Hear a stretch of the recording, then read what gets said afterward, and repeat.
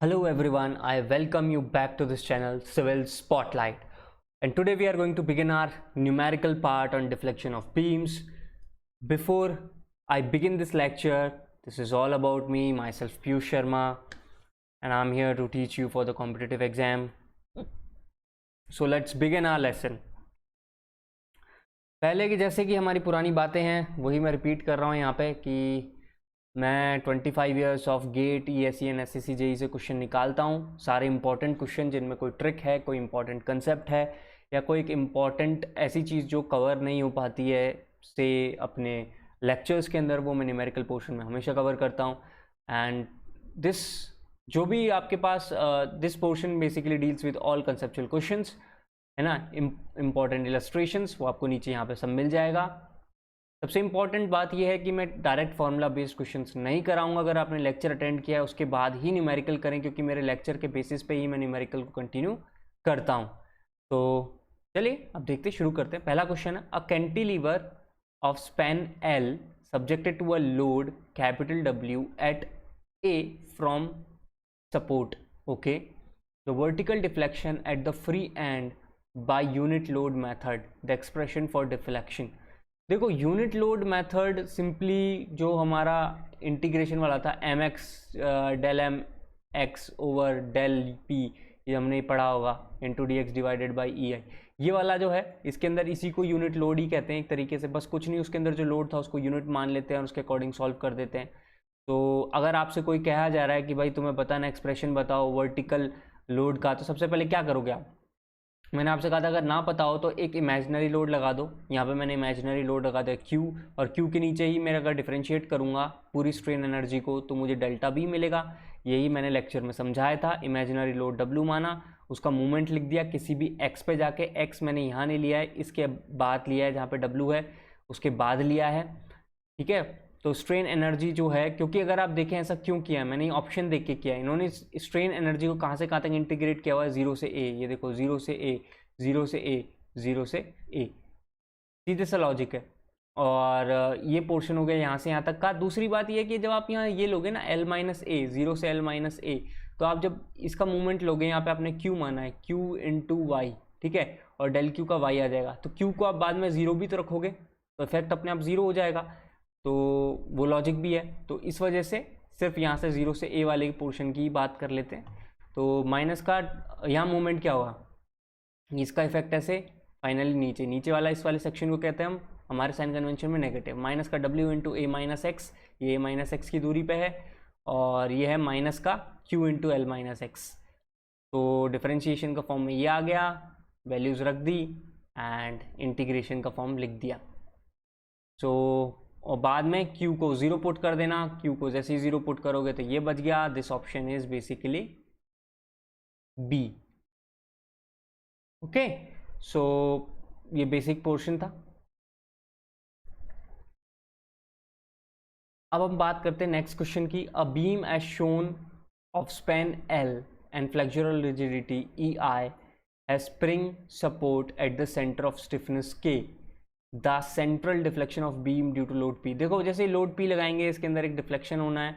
अब ये पूरा डिफ्लेक्शन तो होगा नहीं क्योंकि स्प्रिंग है, वो KX, सपोज करो उसका K डेल्टा या X कुछ भी कह लो, डेल्टा अगर दबाए, यहाँ पे मैंने डेल्टा यूज़ किया, क्या यूज़ किया देख लेता हूँ एक बार, डेल्टा यूज़ किया। अगर वो डेल्टा दबेगा तो वो K इंटू डेल्टा के बराबर फोर्स लगा देगा स्प्रिंग। इसका मतलब यहाँ पे जो सेंट्रल पॉइंट है इसमें P, और मैंने R से लिख दिया, वो K डेल्टा के बराबर होगा। P माइनस K डेल्टा लिख सकता हूँ, या यहाँ कहूँ P माइनस R लिख सकता हूँ मैं। तो central deflection delta is equals to, हमें तो पता है कि जो सिंपली सपोर्टेड बीम है, सेंटर पे लोड लगता है, उसका क्या होता है, weight into L cube by 48 EI। ये मैंने आपको बताया था लेक्चर के अंदर। सो P माइनस R, R की वैल्यू K इंटू डेल्टा कर दी। इसको सॉल्व कर देते हैं, डेल्टा की वैल्यू निकल के आ गई हमारे पास स्टिफनेस की टर्म्स में हियर। तो फर्दर इलेबोरेट रीअरेंज करके हमें मिल गया ये। तो ये कौन सा ऑप्शन है,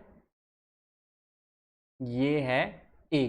इसके अंदर कंसेप्ट क्या है, कंसेप्ट यही है, अगर आपको ऐसी चीज़ें मिलती हैं, कोई भी लोड मिल जाए, यहाँ पे कोई रोलर भी लगा देते हो, उस रोलर को हटा के पहले तुम लोड में बदल दो कोई भी R, और यहाँ P लिख रहा है तो इसको किस तरीके से देखना शुरू कर दो, इसको देखना शुरू कर दो कि यहाँ लग रहा है P माइनस R।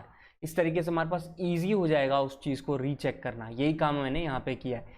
रिएक्शन लग रहा था, उसको मैंने इस सिस्टम को कैसे देखा, P माइनस R की फॉर्म में देखा। तो मेरे लिए बिल्कुल एक सिंपली सपोर्टेड बीम हो गई और उसके ऊपर लोड लग गया P माइनस आर का, hence it can be solved. इसी बात को समझाने के लिए मैंने ये क्वेश्चन लिया था। A cantilever beam of span L, ठीक है, स्पैन L है cantilever beam, subjected to UDL W per unit length, resisting resting on a rigid prop at a tip of cantilever, the magnitude of reaction at prop is। हाँ, आपको ऐसे question भी बहुत देखने को मिलेंगे, इस टाइप के क्वेश्चन। कई बार तो ये यहाँ पे कहीं पे यूनिट लोड भी लगा देते हैं, कई बार कोई 10 किलो न्यूटन का लोड लगा देंगे, कभी L/2 पे, कहीं L/3 पे, कभी L/4 पे। तो इस टाइप के क्वेश्चन का एक ही यूनिवर्सल तोड़ है, वो यहाँ देख लो डिफ्लेक्शन ऑफ बीम से कैसे करने, क्योंकि असलियत में तो ये इनडिटर्मिनेट बीम हो गई है। तो सबसे बेस्ट तरीका है इसका डिफ्लेक्शन से। क्यों? इसको मैं ब्रेक कर सकता हूँ दो पार्ट्स में, एक तो यूडीएल प्लस एक रिएक्शन, करेक्ट। अब जैसे ये यूडीएल है, इसकी वजह से जो भी डिफ्लेक्शन होगा, ये जो यूडीएल है इसकी वजह से जो भी डिफ्लेक्शन होगा नीचे की ओर होगा, और ये आर अगर रिएक्शन है तो इसकी वजह से ऊपर होगा। तो इन दोनों का डिफ्लेक्शन देखा जाए ओवरऑल, क्योंकि यहाँ पे रोलर सपोर्ट है तो जीरो ही होना है, तो इसका डिफ्लेक्शन प्लस इसका डिफ्लेक्शन मैं जीरो कर दूंगा। मैंने पहले ही बताया था साइन कन्वेंशन, नीचे वाला पॉजिटिव और ऊपर गया वो नेगेटिव, तो मैंने यहाँ नेगेटिव लिख दिया। ओके, सो इसको माना 1, तो इसका डेल्टा 1 क्या हो गया, WL⁴ ATI, और इसका डेल्टा 2 क्या हो जाएगा, RL³/3EI। दोनों को जोड़ देंगे, डेल्टा 1 प्लस डेल्टा 2 क्या होना चाहिए, 0। दोनों को जोड़ दिया और R की वैल्यू निकल आई 3/8 WL। तो ये आप लोगों को मतलब जब भी प्रॉप्ड कैंटिलीवर में अननोन पोर्शन, ये जो प्रॉप्ड पोर्शन है इसका आर निकालने को बोले, इसके अंदर W लगा दे, कई बार इस पॉइंट पर मूवमेंट लगा देगा, कई बार इस पॉइंट पर UDL के साथ वो लोड भी लगा देगा, तो आपको इसी तरीके से ब्रेक करना है और उसके बाद उसको सॉल्व करना है। ये ट्रिक थी, ये ट्रिक दिखाने के लिए ही मैंने आपको ये क्वेश्चन चूज किया है। अब अगला क्वेश्चन देखते हैं, M∠θ relation for simply supported beam shown below is. Okay, कई बार आपसे ऐसे क्वेश्चन भी पूछे जाते हैं जिसके अंदर ये मूवमेंट दोनों तरफ लगा देते हैं, and the beauty of this question is आपको जो रिएक्शन मिलने वाला है वो जीरो मिलने वाला है, क्योंकि RA + RB करोगे, मूवमेंट लोगे, ये मूवमेंट इस डायरेक्शन, ये मूवमेंट इस डायरेक्शन में, जीरो कैंसिल। तो ये वाले में थीटा जो आएगा वो यहाँ आएगा, तो यहाँ पे जो हमारे बेसिक जो मैंने टेबल बना के दी थी उससे डायरेक्ट सॉल्व नहीं होगा, तो इसको हम या तो कॉन्जुगेट से सॉल्व करेंगे या मोर से सॉल्व करेंगे या किसी और मेथड से सॉल्व करेंगे। तो देखिए कैसे सॉल्व करते हैं। जनरली इस टाइप के क्वेश्चन जहाँ आपको बेंडिंग मूवमेंट या अलग तरीके से थीटा निकालना पड़े, या तो मूवमेंट एरिया से सॉल्व करो या कॉन्जुगेट बीम से सॉल्व करो। तो सबसे पहले एक गिवन है और मुझसे कहा जा रहा है कि रोटेशन दे दो भाई, ये रोटेशन की वैल्यू क्या होगी, ले दे के बात ये थीटा है सब में, तो मेरे को थीटा निकालना है, मेरे को इतना ही समझ में आ रहा था। एक काम करता हूँ, इसका बेंडिंग मूवमेंट डायग्राम बना लेता हूँ। बेंडिंग मूवमेंट डायग्राम बनाने के लिए RA + RE = 0, summation of movement at A 0 किया, तो 0 = यहाँ तो +m, ये -m कैंसिल, RB × L है, RB की 0, RA की वैल्यू 0। बेंडिंग मूवमेंट डायग्राम बनाओ, किसी भी x पे जाओगे ये यहाँ जाएगा, इसका रिप्लाई आएगा पॉजिटिव, तो पॉजिटिव ये बन गया, है कि नहीं। अब आपके पास ये आ गया bending movement diagram by EI, बिल्कुल।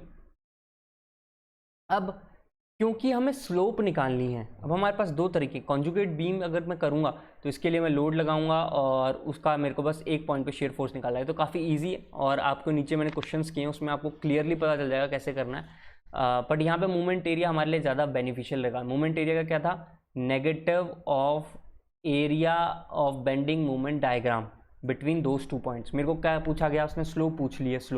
स्लोप में देखूँ जनरली ये इस तरीके से बैंड करेगा, और मैंने तुम्हें बताया था कि जो slope area method, movement area method है, मॉर्स मेथड है, उसके अंदर एक पॉइंट पे टेंजेंट और दूसरे पॉइंट पे टेंजेंट जो होती है, उन दोनों के बीच का अगर बेंडिंग मूवमेंट का एरिया लेते हैं तो वो थीटा मिलता है, करेक्ट। तो यहाँ पे C पॉइंट है ना, उसकी स्लोप जो होगी वो 0 होगी पक्का, और यहाँ पे स्लोप कुछ ना कुछ आएगी, तो हमको थीटा मिलेगा। थीटा CA मेरे को लेना चाहिए लॉजिकली, अगर मेरे को थीटा A पता करना है तो, ठीक है।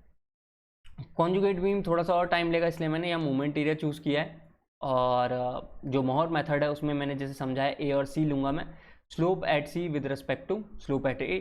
सो negative area of bending movement diagram by I between A and C की वैल्यू देखें तो वो L/2 के बराबर है, ये रहा L/2, तो क्या हो जाएगा M/EI × L/2, और माइनस पहले ही आ गया ये रहा। तो AC से मुझे पता लग रहा है ये क्या होता है, ये है द स्लोप ऑफ C। इसका मतलब क्या है, इसका मतलब क्या है, slope of C with respect to tangent at A, यही था। इसीलिए यहाँ पे नेगेटिव आ रहा है, इसीलिए यहाँ पे नेगेटिव आ रहा है, और कोई दिक्कत नहीं है, ठीक है। ये C बता रहा है, ये नेगेटिव क्या शो कर रहा है, इट इज शोइंग नेगेटिव, हमारा वो क्या था direction, anti clockwise. Anti clockwise किसका, सी पॉइंट का बता रहा है with respect to tangent at A, यानी इसके उल्टा देखा जाए सी के रिस्पेक्ट में देखूंगा तो ए कैसा हो गया, क्लॉकवाइज हो गया, वो कैसा हो गया, पॉजिटिव हो गया। करेक्ट, यही हमारा कंसेप्ट था, ये मैंने यहाँ पे बताया अच्छे से। तो वैसे देखा जाए इसको सॉल्व कर दोगे तो 2 जो है यहाँ पहुँचा देना, 2 theta is equals to minus ये m बाई एल, यहाँ पे प्लस माइनस भी नहीं पूछा है, फिर भी m बाई एल जो हो गया इसका आंसर हो गया, 2 theta is equals to m by L, option is A. तो ये मैंने बात इसलिए समझाई है कि आप जब क्वेश्चन करते तो मोमेंट एरिया बिल्कुल स्पेसिफिकली लिखो, किस पॉइंट से किस पॉइंट तक लिख रहे हो, इससे आपको कन्फ्यूजन हमेशा दूर रहेगा और नेगेटिव पॉजिटिव में भी आप कभी मिस्टेक नहीं करोगे। एक और क्वेश्चन करते हैं, a beam is shown below, the moment to be applied at free end for 0 vertical deflection at point is. ठीक है, ये क्वेश्चन है, इसके अंदर इसने बोला कि मैं मूवमेंट कितना लगाऊं कि 0 डिफ्लेक्शन हो जाए, ये जो पॉइंट है इस पर। तो चलो लगाते हैं, इसमें पहले मैंने कह दिया अगर ये नीचे जाएगा तो इसका डिफ्लेक्शन ऐसे ना होता है, इसका मतलब मूवमेंट ऊपर लगाता हूँ 0 करने के लिए, तो मूवमेंट मैंने m लगा दिया ऐसे, मूवमेंट m लगाऊंगा तो ये ऊपर पहुँच जाएगा और ये नीचे हो जाएगा। अगेन जैसे हमने पहले किया था उसी को समझा रहा हूँ मैं कि इस टाइप के क्वेश्चन को यूडीएल हो, पॉइंट लोड हो, यूडीएल हो, मूवमेंट हो, या तीनों ही लगे हों, यूडीएल, पॉइंट लोड, मूवमेंट, तीनों को तोड़ लो, सबका अलग अलग हमको याद है। इसका याद है कि हाँ सर दिस इज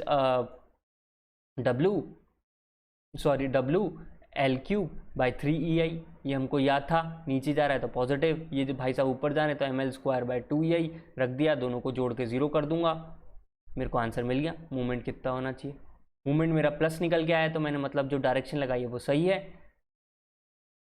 आंसर हो गया 12। और ये कौन सी डायरेक्शन मैंने मानी थी, ये कौन सी होती है, एंटी क्लॉकवाइज, तो आंसर इज इट डी, है ना। So this is how you gonna solve this problems, इसलिए मैं बार बार इनको अच्छे से सॉल्व करके आपको दिखा रहा हूँ। एक और क्वेश्चन है, for the structure shown below the deflection at A is, A ये रहा।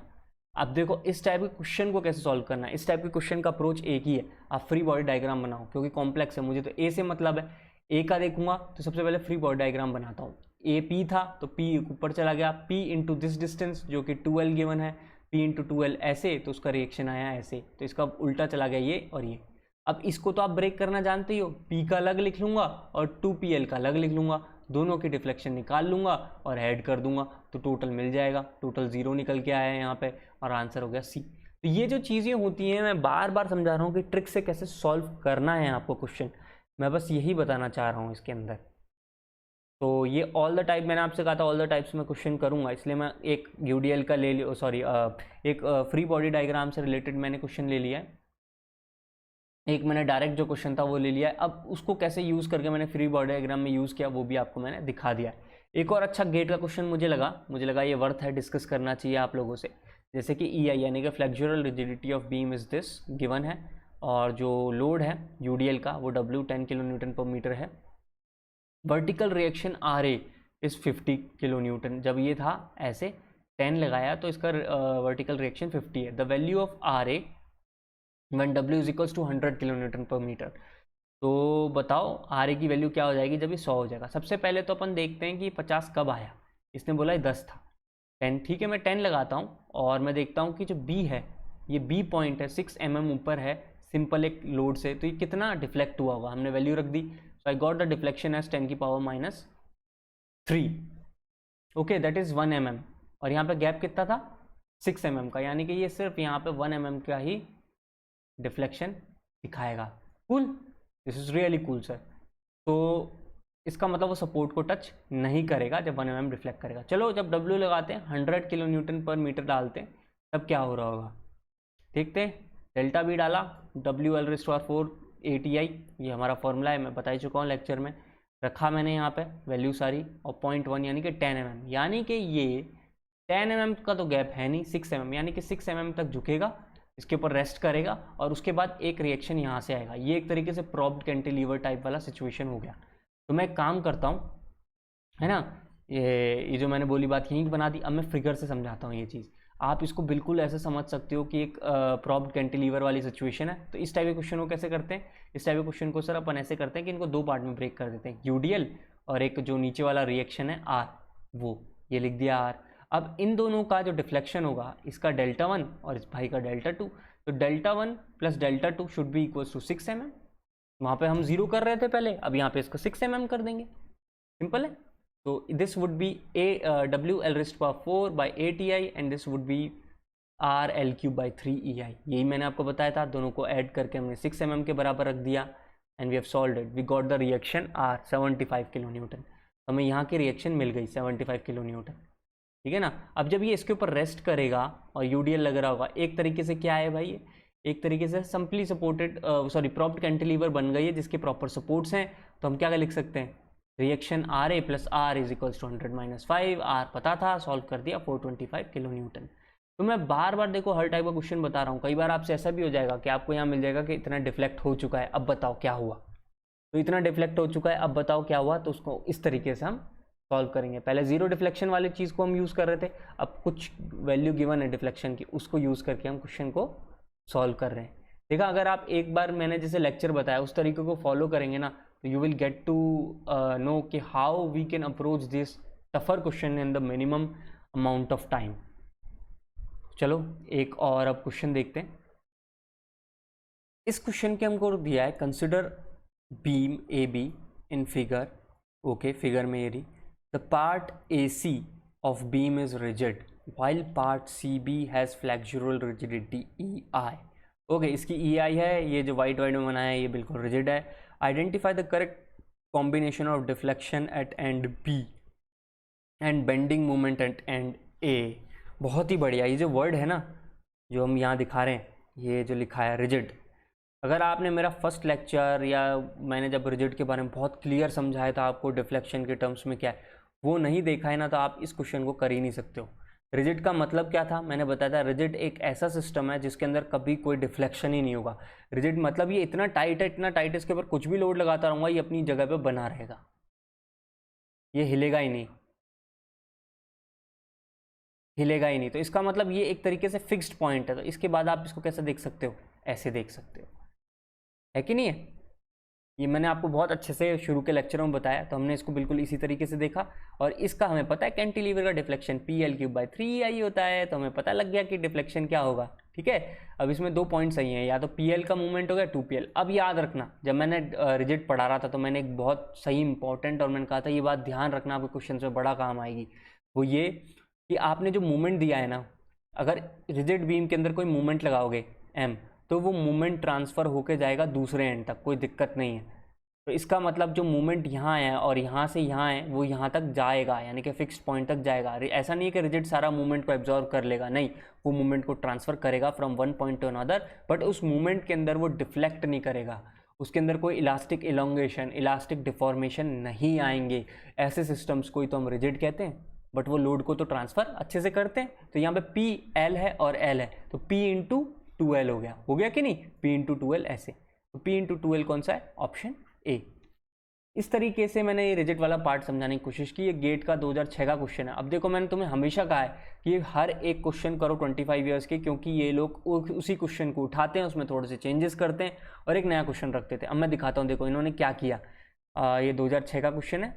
अब नीचे देखो, शायद 2-3 साल बाद एक और क्वेश्चन दिया इन्होंने, रिजिड पोर्शन आगे पहुंचा दिया और पीछे पहुंचा दिया फ्लेक्सुरल वाला पॉइंट। और वही कह दिया PQ R is cantilever shown, तो segment PQ has flexural rigidity EI and segment QR has infinite flexural rigidity.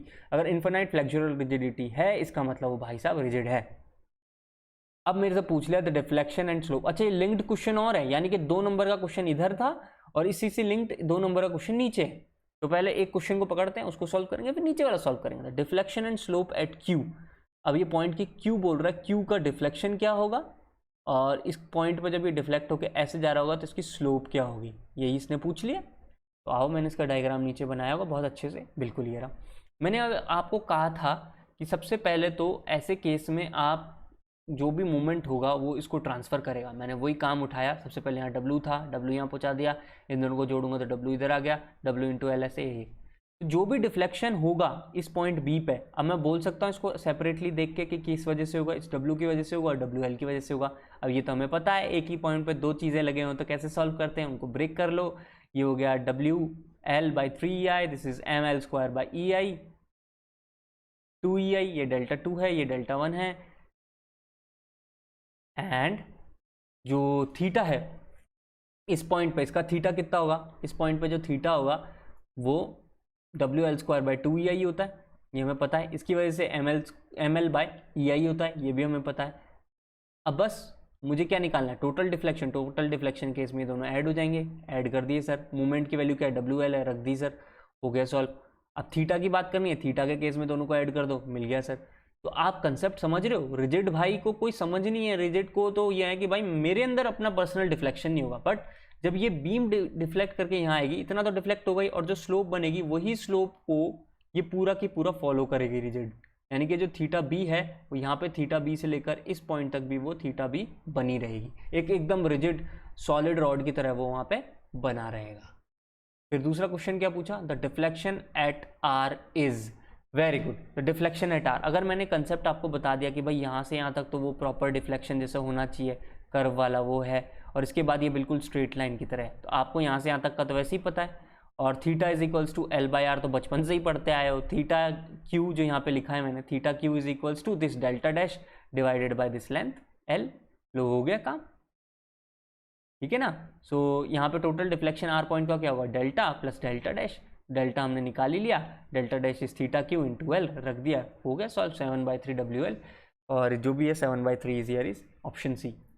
सो इस तरीके से ही गेट जो है आपको क्वेश्चन उठाएगा, और ESE आपकी क्वेश्चन उठाता है, और SSC JEE तो मैं सीधा बोलता हूँ, आपने ESE के क्वेश्चन कर लिए ना तो उसी को कॉपी करता है। उनमें तो वो लोग इतनी मेहनत भी नहीं करते हैं उस क्वेश्चन को चेंज करें, वो लोग तो सेम वैल्यू के साथ ही आपको पकड़ा देते हैं, कई बार गेट से भी उठा लेते हैं। तो SSC JEE अगर आप सच में नेल करना चाहते हो ना, तो ESE के 25 ईयर्स के क्वेश्चन और गेट के 25 ईयर्स के क्वेश्चन बाय हार्ट, मतलब एक एक क्वेश्चन अच्छे से करो, उसको लॉजिकली सॉल्व करो, और फिर SSC JEE के क्वेश्चन करो। मैं गारंटी से बोल रहा, तुम ये पाओगे 99% हो गए। अब SSC JEE में क्या, कुछ बेकार से क्वेश्चन भी बहुत आते हैं जो फैक्चुअल बेस्ड होते हैं, मतलब जिन पे फैक्ट होता है कि भाई ये बता दो इसकी वैल्यू क्या है, उसकी वैल्यू क्या है, तो वो वाली चीज़ें SSC JEE में भर भर के आती हैं, वो ESE और गेट में नहीं आती हैं। तो वो चीज़ें भी आप है ना SSC क्वेश्चन करके पता लगा लोगे कि वो रिपीट होती रहती हैं। तो मेरा तो यही मत है, आप एक बार मेरे लेक्चर्स देखें, उनको 3 बार रिवाइज करें, उसके बाद जो मेरा न्यूमेरिकल लेक्चर है इसको अच्छे से पढ़ें, एक बार खुद उसको सॉल्व करें हाथ हाथ जैसे मैं सॉल्व करता हूँ, पहले इसको समझो, अब पॉज करने के बाद उस क्वेश्चन को सॉल्व करो पूरा अपने हाथों से। ऐसे करके पूरी ये जो लेक्चर है इसको सॉल्व कर लिया, फिर इसको एक बार स्पीडी वे में, यानी कि छोटे छोटे हाथों से कैलकुलेशन करके इनडायरेक्टली कंसेप्ट को रिवाइज कर लो, उसके बाद 25 ईयर्स ऑफ क्वेश्चन करो, फिर देखना आपको कॉन्फिडेंस कितना बढ़ता है, आप कभी कोई किसी क्वेश्चन में अटकोगे ही नहीं। चलो एक और क्वेश्चन देखते हैं, इस बार स्टेप्ड कैंटिलीवर टाइप क्वेश्चन है, यानी कि स्टेप्ड स्ट्रक्चर आ जाए जिसमें एक बार तो 2EI है और फिर EI है, तो ऐसे वाले क्वेश्चंस को कैसे सॉल्व करोगे। Stepped cantilever is subjected to movement M as shown, ठीक है, मूवमेंट एक M है, लगा दिया, कैसे लगा दिया, ये मूवमेंट, अरे ये दोनों एक ही डायरेक्शन में है, साले बेवकूफ़ बनाते हैं, ये देखो है कि नहीं, ये भी ऐसा है, ये भी ऐसा है। The deflection at the free and, the deflection at the free and, देखो अभी तक हमने जो पढ़े थे वो स्टैंडर्ड केसेस थे, अभी इसमें स्टैंडर्ड केस नहीं लगेगा, कोई बीच में आ गया भाई एक M ऐसा वाला, तो इसको कैसे सॉल्व करना है, कॉन्जुगेट से सॉल्व करना है या मूवमेंट एरिया से सॉल्व करना है। अपना तो कंसेप्ट है क्लियर, इसका बेंडिंग मूवमेंट डायग्राम बना लिया, अपने को पता चल गया M, और इधर आ गया 2M, ठीक है, यहाँ M था, ये इधर रखा, इस पॉइंट पे पहुंचोगे, इस M का पॉजिटिव, इस M का पॉजिटिव, बन गया 2M। अब मेरे को bending movement diagram by EI से मतलब है, यहाँ पे है भाई 2EI से 2EI काटूंगा तो M/EI, यहाँ M है M/EI, देखो bending movement diagram by EI बिल्कुल एक सिंपली यूनिफॉर्मली लोडेड हो गया, तो आसान है कि नहीं है। तो जो deflection of AC, deflection of AC हमें यही तो निकालना है, दैट इज मूवमेंट में, मूवमेंट एरिया में हमने एक चीज़ देखी है, वो क्या है, negative area of bending movement diagram by EI, movement of area नहीं, डिफ्लेक्शन निकाल रहे हैं क्या, सॉरी डिफ्लेक्शन निकालने को बोला है ना, the vertical, okay sorry, this is the movement negative of movement of area of bending movement diagram by EI at C, बिल्कुल सही बात है, ये मैंने आपको बताया था थीटा AC, इसका मतलब क्या है, आपके जो C का डिफ्लेक्शन निकलेगा वो with respect to tangent at A निकलेगा। टेंजेंट एट A क्या है, एब्सोल्यूट जीरो स्लोप है, क्योंकि ये फिक्स पॉइंट है, और इसका डिफ्लेक्शन जो होगा वो रियल डिफ्लेक्शन मेरे को मिल जाएगा, ठीक है सर, बिल्कुल अब मैं लगा सकता हूँ, तो मैंने लगा दिया, माइनस का M/EI इंटू L, ये पूरा पोर्शन L हो गया, इंटू L/2, इनका जो CG है वो L/2 पे था, ओके, सो ये सब पॉजिटिव में थे और नेगेटिव का नेगेटिव यहाँ आ गया, मेरे को माइनस का ml²/2ei मिल गया। सो डिफ्लेक्शन मुझे मिल गया ml²/2ei, जो कि ऑप्शन में है B, sorry C.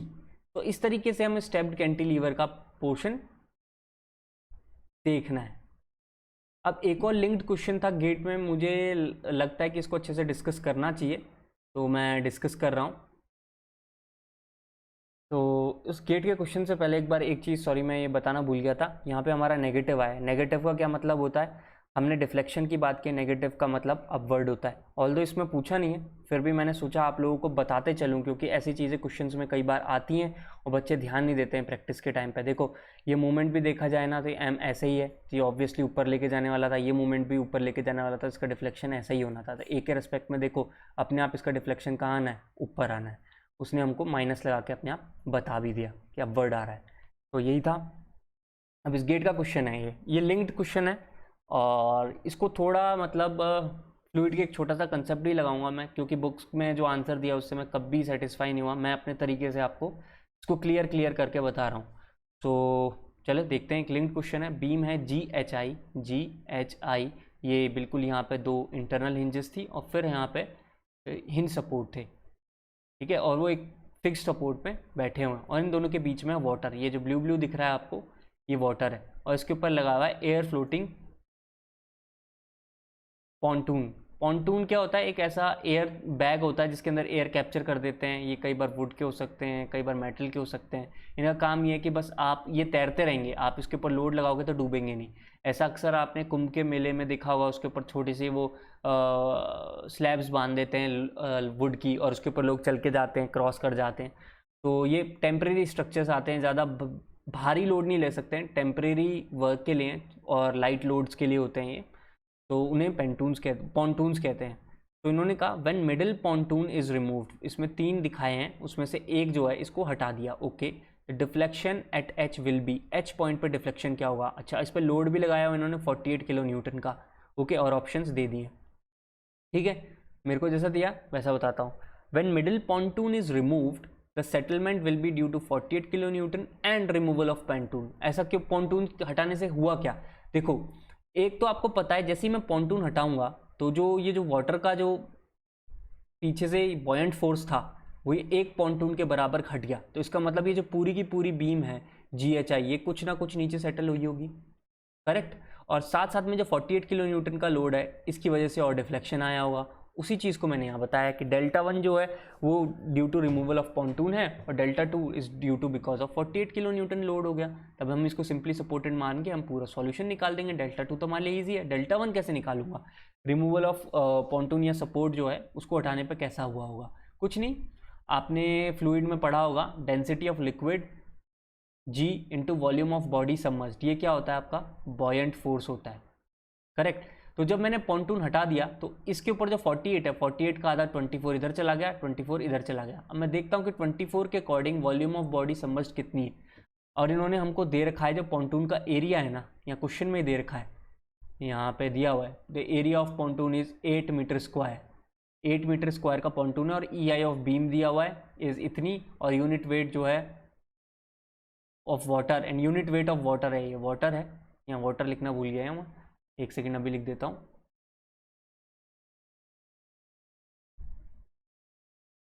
And the unit weight of water हमको गिवन है 10 kilo newton per metre cube. तो हम लोग क्या करेंगे, डेंसिटी मल्टीप्लाई बाय ये ग्रेविटी का जो इफेक्ट है इसको मान लेंगे 10, क्योंकि ये तो गिवन है। वॉल्यूम ऑफ बॉडी सबमर्ज्ड को 8 इंटू Δ1, क्योंकि यहाँ Δ1 से ही तो नीचे गया होगा ये, तो इतना पानी के अंदर एक्स्ट्रा सबमर्ज हो गई है as compare to prior to load application. तो Δ1 की वैल्यू आ गई 0.3। इसको सॉल्व कर दिया, एक किसी भी पॉन्टून के ऊपर एक पॉन्टून उठाया, 48 का आधा इधर गया, इसकी वजह से कितना नीचे गया ये सर, इतना नीचे एक्स्ट्रा चला गया, ये रख दिया, बॉयंट फोर्स है, निकल गया। और Δ2 तो हमें पता ही है PL3/48 EI, सिंपली सपोर्टेड के ऊपर अगर पॉइंट लोड लगाएंगे तो डिफ्लेक्शन क्या होगा, वो ये आ गया यार, इतना आसान है ना। अब इन दोनों के अंदर हम क्या करेंगे, एडिशन कर देते हैं, तो यही तो तुम्हारा टोटल हुआ होगा, तो 0.4 आ गया। तो यहाँ पे 0.4 is the right answer, 0.4 is B, so option here is B, तो answer is B. Okay, so this is how we are supposed to solve this question। and अगला जो इसका linked question था, तो इसका second part ये था, when the middle pontoon is brought back to its position, okay, इसको लाऊंगा, the reaction at H will be, H क्या है, H point है बीच वाला, GHI point था, ये देखो क्वेश्चन में दिखाता हूँ, ये H जो है, ये H जो है मिडिल पॉइंट है। ये बता रहा हूँ कि जब आपने पॉन्टून को हटा दिया, उसके बाद पॉन्टून को दोबारा लेके आ रहे हो, तो क्या होगा। तो एक लॉजिक तो ये है सर कि 48 है, सिमेट्री की वजह से इसमें मैंने मान लिया R1 और इसमें मान लिया R1।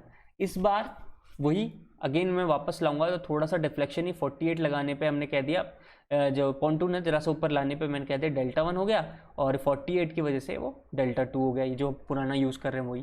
तो अब मैं लगाता हूँ, तो ये जो बीच वाला पॉन्टून है, ये बीच वाला जो पॉन्टून है, तो Δ1 प्लस Δ2 दोनों तरीके से डिफ्लेक्ट हुआ होगा, ठीक है। तो density of liquid G into area, area है 8 यानी कि, और डेल्टा हो गई लेंथ, इतनी लेंथ इसने एक्स्ट्रा गेन की है, तो ये वॉल्यूम ऑफ बॉडी सबमर्ज्ड हो गया एक तरीके से, is equals to force from water as R2। ये क्या है जो मैं बोल रहा था, बीच वाले पॉन्टून के ऊपर लगने वाला बॉयंट फोर्स। तो रो एल इंटू जी हमको 10 पता है, एरिया 8 पता है, Δ1 plus Δ2 is equals to R2 रख दिया, ठीक है। अब इसी तरीके से R1 के ऊपर कितना फोर्स लग रहा होगा सर, R1 जो है वो पुरानी पोजीशन पे पहुंच जाएगा, उसके अंदर सिर्फ और सिर्फ Δ1 का ही, क्योंकि ये Δ2 का तो कोई मतलब नहीं है, Δ2 तो सेंटर पे आएगा, सिर्फ यहाँ पे Δ1 जो R1 है ये सिर्फ Δ1 डूबा होगा। इन्होंने जो दिया हुआ है ना, ये जो ऊपर मेन जो इक्वेशन दी है, यहाँ पे पानी के ऊपर तैरते हैं जब 48 किलो न्यूटन नहीं लगाया है, ऐसा इन्होंने लिखा नहीं है, पर आपको समझना पड़ेगा कि बिल्कुल पानी के बाहर हैं, बिल्कुल भी नहीं डूबे हुए हैं, जैसे आपने 48 लगाया तो थोड़ा सा डूब गए, करेक्ट है। तो उस तरीके से आपको ये सोचना पड़ेगा, तभी जाकर आप ये क्वेश्चन सॉल्व कर पाओगे। इस क्वेश्चन में यही था, तो वो ट्रिक मैंने यूज़ की है, एंड ये दो इक्वेशंस बना ली। तो Δ1 को मैंने कन्वर्ट कर लिया R1/80 में, और वापस से 1 के अंदर पुट कर देता हूँ, तो I got another equation that is R1/80 plus Δ2 is this thing. अब Δ2 को अगर आप ढंग से देखो, मैंने आपको एक ट्रिक बोली थी कि जब भी आप ऐसे क्वेश्चन को सॉल्व करते हो, यहाँ से कुछ है यहाँ से कुछ है, तो आप इसको एक ही पॉइंट में कन्वर्ट कर लो, 48 माइनस R2 है कि नहीं। यहाँ R2 था तो मैंने 48 माइनस R2 में कन्वर्ट कर दिया। अब मेरे लिए कैसा बन गया, सिंपली सपोर्टेड बीम बन गया। अब तो मैं बता सकता हूँ कि सिंपली सपोर्टेड बीम का Δ2 क्या होगा, ईजी है ना। तो Δ2 would be equals to 48 minus R2, वो इसका P हो गया L3/48 EI। इतना आसान है। अब ये दो इक्वेशन है और इसके अंदर रख दिया, 3 के अंदर उठा के मैंने वैल्यूज रख दी Δ2 की, ये रही। तो दो इक्वेशन, ये 3 इक्वेशन तीसरी वाली में रखी और सॉल्व कर दिया, R2 की वैल्यू मिल गई मेरे को एकदम, R2 की वैल्यू, R1 की वैल्यू, R1 R2 के बीच में एक रिलेशन मिल गया। और एक और इक्वेशन हम बना ही सकते हैं, 2R1 plus R2 is 48, so I got this R1 is equals to this, and और सॉल्व करते चले गए, R2 is equals to 19.2 kilo Newton.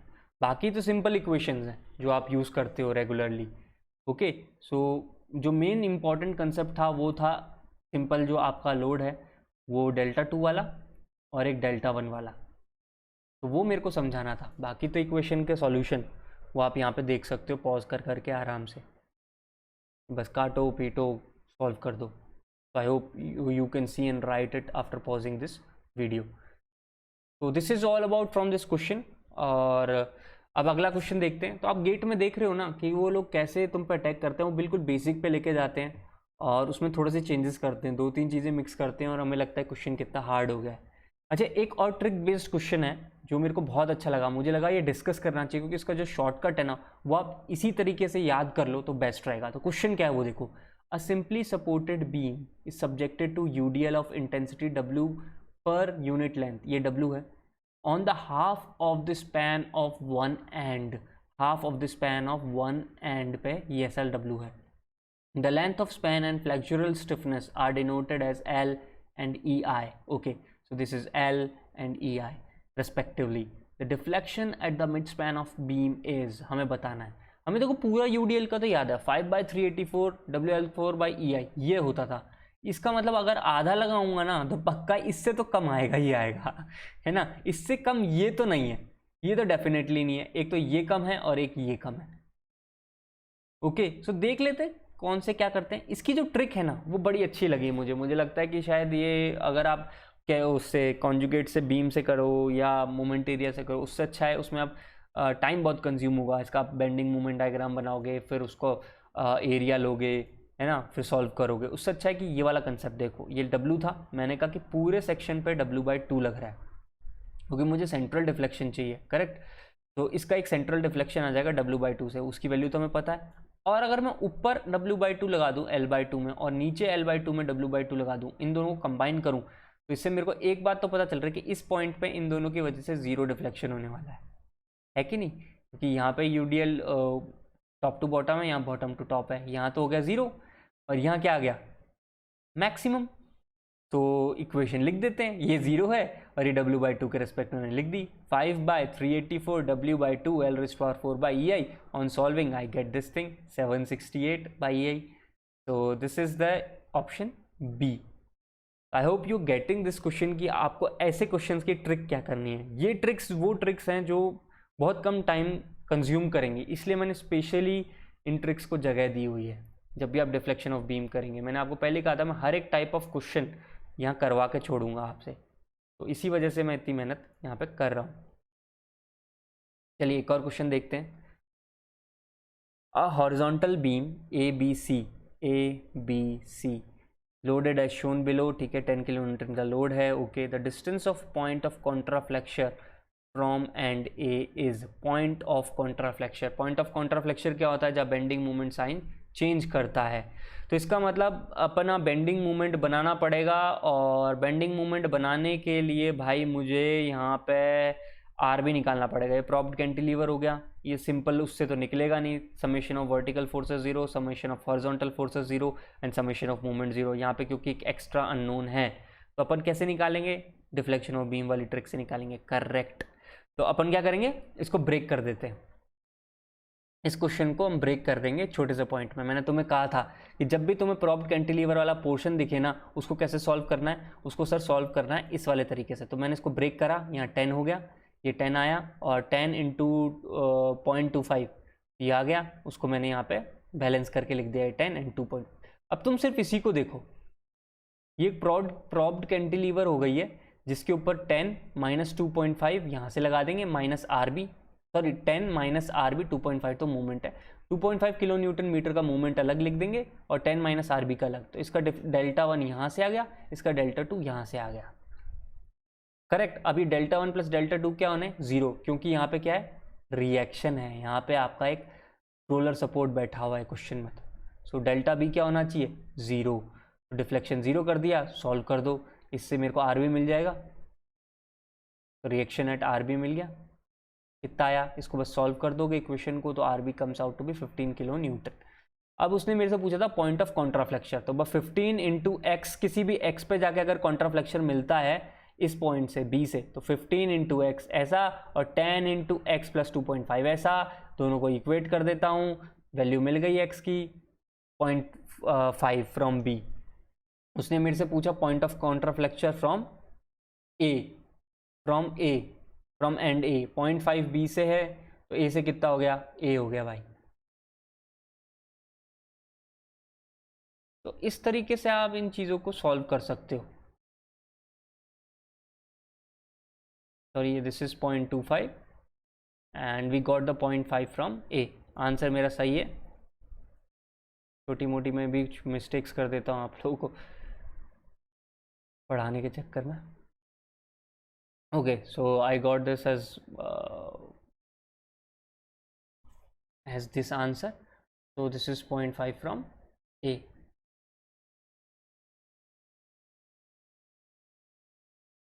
Hold on a minute, गलती करी है, रुको एक सेकंड। ओके गाइज, अब मैंने क्लियरली आंसर लिख दिया है। This is 0.5 from B and 0.25 from A, और आंसर इसका है 0.25 फ्रॉम A। मैंने गलती से यहाँ पे 0.5 लिखा हुआ है, आई गेस मैंने जल्दी से आंसर दे दिया होगा। इसने फ्रॉम A पूछा है एंड दिस इज 0.25 फ्रॉम ए। मैं यही करेक्ट कर देता हूँ और मैं अपनी गलती मानता हूँ कि मुझसे रिप्रेजेंटेशन में गलती हुई है। अगली बार से मैं ऐसी मिस्टेक्स नहीं करूँगा। Okay, let's go to our next question now. मैं जितने भी अगर हो सकता है मुझसे कोई कैलकुलेशन मिस्टेक हो जाए, पर मैं कंसेप्चुअल मिस्टेक नहीं करूँगा, इस बात की मैं आपको गारंटी भी देता हूँ। एंड ये चला भी मैं इसलिए रहा हूँ कि मैं आपको कंसेप्ट अच्छे से बता सकूँ। तो आई होप आपने कंसेप्ट ज़रूर अच्छे से सीख लिया होगा। अब आते हैं हम नेक्स्ट क्वेश्चन पे। अच्छा, ये नेक्स्ट क्वेश्चन क्या है? A 3 metre long simply supported beam of uniform cross section is subjected to UDL. W is equals to 20 kilonewton per meter in central 1 meter as shown figure. Okay, central 1 meter में तो UDL है और बाकियों में नहीं है. This is good. If EI of beam is this, the maximum slope of deformed beam is, देखो maximum slope तो हमें पता है कहाँ आएगी, वो यहाँ आएगी इन पोर्शन पे, क्योंकि जैसे जैसे यहाँ बीच में जाएगा यहाँ तो स्लोप जीरो हो जाएगी भाई, यहाँ आएगी और यहाँ आएगी, ये बात तो पक्की हो गई है। कितनी आएगी वो देख लेते हैं, इसका आंसर न्यूमेरिकली मैच भी नहीं कर रहा है, तो चलो बता देता हूँ, हमें तो कंसेप्ट से मतलब है। तो यहाँ पे देखो कोई ट्रिक व्रिक नहीं है मेरे पास, सीधा आपको या तो कॉन्जुगेट से जाओ या मोहर मेथड से जाओ। तो देखते हैं किससे जाना सही रहेगा इस क्वेश्चन के अकॉर्डिंग।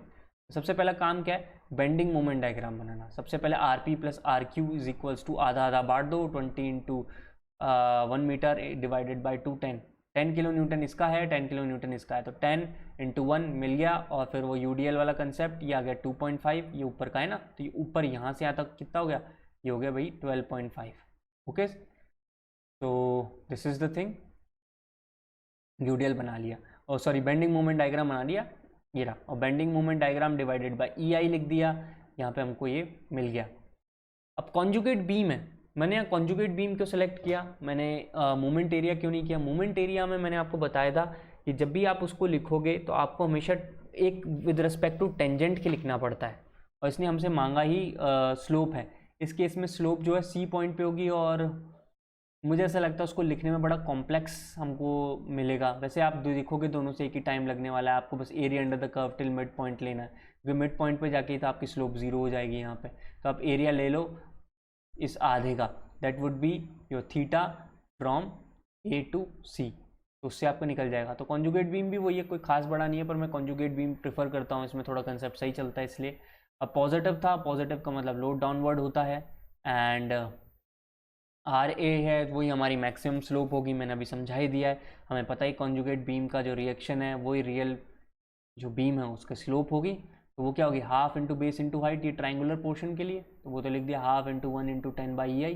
ठीक है, अब ये वाला जो पोर्शन है रेक्टेंगुलर है, तो ये 10 बाई EI इंटू 0.5, और ये वाला जो पोर्शन है ये पैराबोलिक है, और पैराबोला का एरिया मैंने बहुत अच्छे से आप लोगों को समझाया हुआ था, वो लिख दिया। ठीक है, एंड सॉल्व कर दिया इसको, तो आई गॉट 10, पॉजिटिव में 10.83 बाई EI। पॉजिटिव का मतलब क्या है? क्लॉकवाइज, हमारे जो साइन कन्वेंशन चल रहे हैं वही चल रहे हैं जो मैंने लेक्चर में आपको समझाए थे, मैं उसी को यूज़ कर रहा हूँ, अभी भी मैंने बदले नहीं है। तो क्लॉकवाइज एट P, तो हमको मिल गया, बस रख दिया हमने, EI की वैल्यू गिवन थी, we got the answer, we got this answer which is not matching any of the above options. तो इसका रियल आंसर ये है, जो अबव ऑप्शन है वो गलत है। एक और क्वेश्चन है, वो कुछ इस तरीके से, two beams PQ and XZ, PQ and XZ as shown in figure. देखो PQ कौन सा है? PQ लेफ्ट वाला है, this PQ is XZ। okay, now we got it, PQ XZ both are under UDL, okay, both are under UDL and flexural rigidity EI, flexural rigidity EI of both the sides. Let the maximum deflection and maximum rotation be, इनका जो maximum deflection है this and this respectively, मतलब इसका तो delta max 2 and theta max 2 है, इसका delta max 1 theta max 1, इसका maximum deflection और मैक्सिमम रोटेशन कहाँ मिलेगा? इस PQ का, ऑब्वियस है पॉइंट Q पे मिलेगा हमें, ये तो हमें पता ही है। है ना। और इस पॉइंट का जो मैक्सिमम डिफ्लेक्शन और मैक्सिमम रोटेशन का मिलेगा, इस हिंज पॉइंट के ऊपर मिलेगा। ये भी हमें पता क्लियर है बाय दिस डायग्राम। इसने कुछ ऑप्शंस दिए कि ये दोनों बराबर हैं, कौन सा बड़ा है कौन सा छोटा है, देख लेते हैं। अपने को तो बस जो आता है वही लगाना है। अच्छा, ये वाला जो इसने रोलर सपोर्ट लगा दिया, इससे कोई फ़र्क पड़ेगा क्या? नहीं पड़ेगा यार, ये सिंपल ऊपर नीचे तो जा ही सकता है। ये जो रोलर्स लगा दिए ये तो इसको रोकेंगे थोड़ी यहाँ पे। तो सिंपल सी बात है, ये तो कैंटिलीवर जैसा ही हो गया सिस्टम। कैंटिलीवर का क्या था, सिंपल हमें याद है, वो ATI में आता था नीचे WL⁴/ATI, और θ1 हमें पता है WL³/6EI। ये कैसे, वो 12, 23, 68 वाला हो गया ना, 6 और 8। देखा कितना आसान है, वो फ़ोन नंबर में चीख रहा था याद कर लो, उससे कितनी जल्दी याद हो जाता है। अच्छा, अब इसको देखते हैं। इस टाइप की सिचुएशन है या हिंज है। अब इसको हिंज को अलग अलग कर दो यार। हिंज को अलग करूंगा तो मैंने कहा एक रिएक्शन R ले लूँ, तो इसका अपोजिट रिएक्शन R मैंने यहाँ लगा दिया। मुझे तो इतना समझ में आएगा, इस UDL की वजह से और R की वजह से जो डिफ्लेक्शन होना है वो Δ1 यहाँ लिख देता हूँ, और इसकी वजह से जो होना है वो Δ2 यहाँ लिख देता हूँ। इसका वजह से जो होगा वो क्या होगा, WL⁴/ATI माइनस R, क्योंकि ऊपर लेके जा रहा है, यहाँ पे वो +RL³/3EI हो गया। ये दोनों जो होने हैं डिफ्लेक्शन, ये बराबर होने हैं, तो Δ1 Δ2 को इक्वेट कर देते हैं। करेक्ट, इक्वेट किया, सॉल्व किया, तो R निकल के आ गया 0। इसका मतलब इस वाले सिस्टम में कोई रिएक्शन नहीं है, R की वैल्यू 0 है। अगर R की वैल्यू 0 है, और हिंज के अंदर क्या हो सकता था, बस R 0 हो सकता था। हमने वो R एग्जिस्ट कर सकता था, और वो वैल्यू आ गई है 0। इसका मतलब अब ये कैसा है, एक UDL जैसा है। तो इसकी वैल्यू कैसी हो गई, सिंपली इसका जो Δ1 है वो सिंपल वैसा ही हो गया, एक कैंटिलीवर जैसा। अगर कैंटिलीवर जैसा हो गया तो इसका मतलब कौन सा ऑप्शन सही हो गया, कि दोनों का जो मैक्सिमम है डिफ्लेक्शन सही हो गए, रोटेशन जो होंगे वो सही हो गए। तो आप लोगों को समझ में आ रहा है कि कितना ये इम्पॉर्टेंट क्वेश्चन था। अगर आप छोटे से छोटे स्टेप में ब्रेक कर लें तो कितना आसान हो जाता है। ये वैसे गेट का क्वेश्चन है 2016 का, और इसकी अप्रोच यही है जो मैंने आपको यहाँ पे दिखाई है। तो this is how you are suppose to approach any question. एक और क्वेश्चन मैंने लिया है, आई गेस ये रहा, इसको भी देखते हैं। The simply supported beam of span L, okay, EI ये रहा, carries a point load at its centre. अच्छा, सिंपली सपोर्टेड है, सेंटर पे उसने P ले रखा है। The strain energy in the beam is, okay, strain energy मांग लिया हमसे। देखो, मैंने आपसे पहले ही कहा था मैं हर एक टाइप ऑफ क्वेश्चन कराऊंगा, तो मुझे क्वेश्चन मिला स्ट्रेन एनर्जी का। तो स्ट्रेन एनर्जी में कहूँ तो हमें याद होगा integration of mx²/2EI into dx, ऐसा होता था। अब देखो, यहाँ से यहाँ तक स्ट्रेन एनर्जी को अलग लिख लेता हूँ, यहाँ से यहाँ तक अलग लिख लेता हूँ, यानी कि क्योंकि ये पॉइंट लोड है ना, इससे पहले तक का अलग मूवमेंट चलेगा, इसका अलग मूवमेंट चलेगा। बट हाँ, यहाँ पे क्योंकि ये दोनों न्यूमेरिकली इक्वल होने वाले, इसलिए मैंने मल्टीप्लाई 2b किया है। हमें पता है ये चीज़ सिंपली सपोर्टेड है, सेंटर पे लोड है, इसलिए अलग अलग लिखते हैं। एहतियात के तौर पे आप अलग अलग ही लिखें, और उसके बाद उसको पूरा जो वैल्यूज़ है रख दें, बाद में जो सिमिलर होगा उनको ऐड कर लें। तो UAB + UBC बाय हमें पता है सिमिट्री, इसलिए मैंने 2 कर दिया, इंटू इंटीग्रेशन 0 से L/2, क्योंकि अब L/2 तक ही जाना है मुझे, है कि नहीं। 2 से मल्टीप्लाई कर दिया, इसलिए mx² dx। तो mx किसी पॉइंट पे mx क्या होगा, वो हो जाएगा P, मूवमेंट देखो यहाँ पे P/2, ये तो P/2 होगा ना, किसी भी x पे जाऊंगा तो P/2 इंटू एक्स कैसा होगा, ये ऐसे, और इसका ऐसे, ये वाला डायरेक्शन होता है पॉजिटिव, तो प्लस का P/2 इंटू एक्स। ठीक है सर, मूवमेंट भी मिल गया हमको।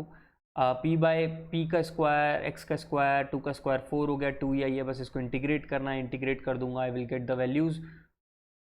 ये आ गई हमारे पास वैल्यूज़, ओके।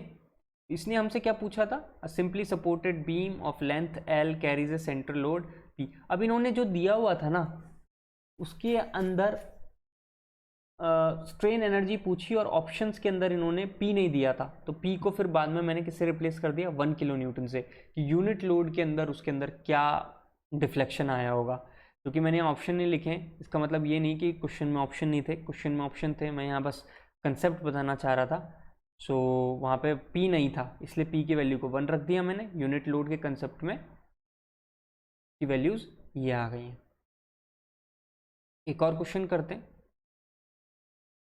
अब ये रहा, consider the following statements regarding a simply supported beam at its ends and carrying a concentrated load at one of its middle third portion. Okay, middle third portion में कोई एक लोड लग रहा है, तो कुछ स्टेटमेंट्स दिए हैं और पूछा है कौन से करेक्ट स्टेटमेंट्स हैं और ऑप्शंस भी दे दिए हैं। Okay, it's deflection under the load will be maximum, the bending moment under the load will be maximum, the deflection at the mid point of span will be maximum, the slope at the nearest support will be maximum. Okay, देखते हैं क्या क्या option सही हो सकते हैं।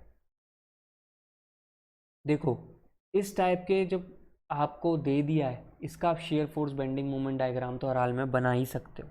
Shear force आपको पता है यार ये ऐसा ही बनने वाला है, बेंडिंग मोमेंट आपको पता है ऐसा बनने वाला है, और मैंने आपको बाकायदा लेक्चर के अंदर प्रूफ करके दिखाया है कि जो डिफ्लेक्शन होता है वो सेंट्रल पॉइंट के आसपास, सेंट्रल पॉइंट के पास में काफ़ी ज़्यादा मैक्सिमम होता है। ये चीज़ प्रूफ करके दिखाई है। तो इसमें से बताओ कौन कौन से ऑप्शन अब सही होंगे। तो इनके अंदर जो ऑप्शन सही होंगे वो हैं option number 2 and option number 4।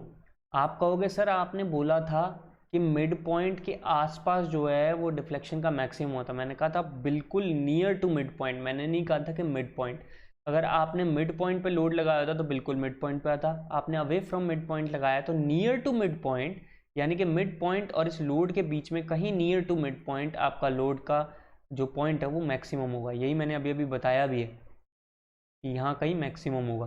तो ये जो ऑप्शन नंबर 3 है, देखा जाए बिल्कुल करेक्ट नहीं है, अप्रोक्सीमेटली करेक्ट है। तो 2 and 4 are the right answer. तो 2 एंड 4 कहाँ पे? Option number B. तो इसका आंसर क्या हो गया?